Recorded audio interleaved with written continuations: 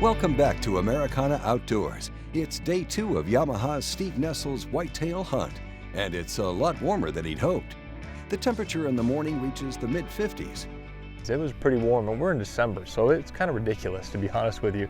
But we're not going to skip a morning. So we went out and sat on a sheep bluff on the property, and it's a gorgeous spot. And I love the ground. I love being, in a chair, not in the open. I mean, you're in the open, but you're kind of backdropping. You're trying to work it to your advantage so you can't be seen. And we're overlooking this little area, which is just gorgeous. And our shots are going to be anywhere from 60 to 140.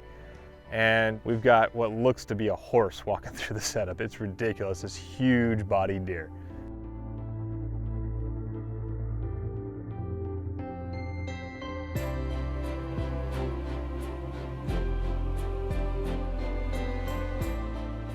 He's got a rack on him. We can see he's got horns, and pretty good ones, but we feel like he might be broke off or something. Like, he doesn't come out as far as a deer that has horns and as big as him, and he's a monster. His body's ridiculous. And he's rutted up, and we can tell that, but there are other deer in the field, and we can see that he's dwarfing these other deer that are around him.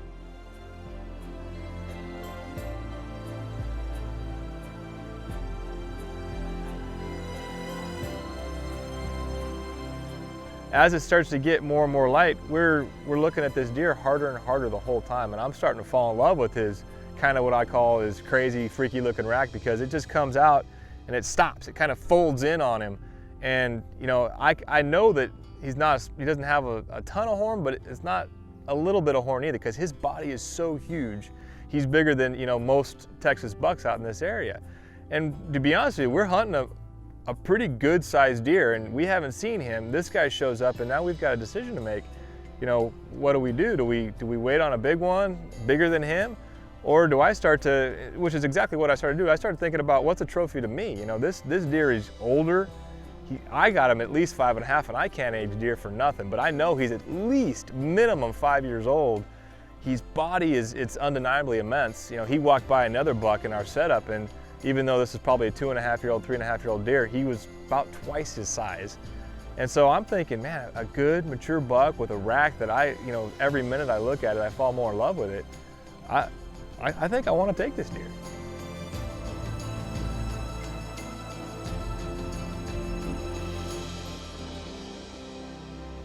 Unfortunately, while I'm falling in love with his rack and just him as a trophy, he's falling in love with every doe that's in and around our setup, and he starts chasing them.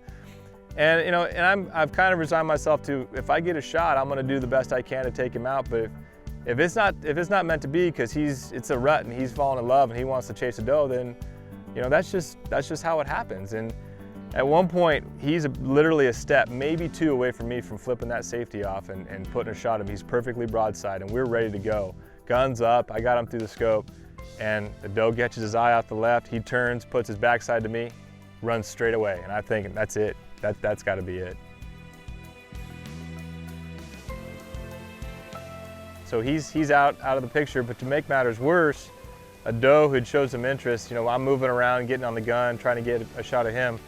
I'd got the attention of a doe, and she, for some reason, decided to investigate. Came around to our left, came up to the base of the hill that we were set up on, looked up, saw me, stomped, blew, chased every deer but one out of that field. It was done. There's turkeys around, but I thought, well, it was a ridiculously good morning. It was an awesome, sit to be out there. It was reward enough, but maybe we'll sit for another hour, we'll talk about it, we'll see if that big one who's been coming in a little later, maybe we wait on him. I don't know, we're kind of weighing our options when something out of the corner of my eye, this is about 10 minutes later, I look down and there's our buck underneath a tree, scraping, licking a branch, and he's back. It's just him, and there's one other doe in the field. He doesn't have his doe with him anymore, and I'm thinking, if he comes out, wow, how is this happening? It was meant to be.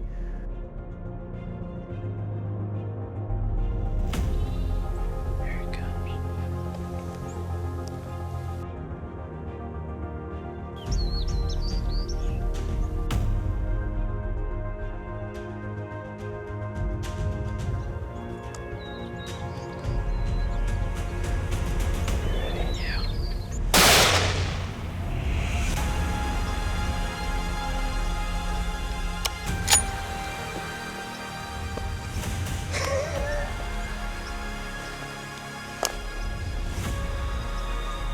It was a roller coaster, you know, emotional roller coaster as it always is, but if it's not, then you probably don't want to be doing it. And he's down right where I shot him, and that's no tracking. Everybody did the right thing. We got a big, mature, big, mature, cool looking buck on the ground. His body was huge and his rack lived up to just the size of this deer. And he doesn't come out very far. He takes a sharp turn in, but the little claws and the dark horns, and he's got mass and tons of character. This dude is a hoss. Big body. Cool old dark horns. And he just stops and comes out. He's gonna be one of my favorite.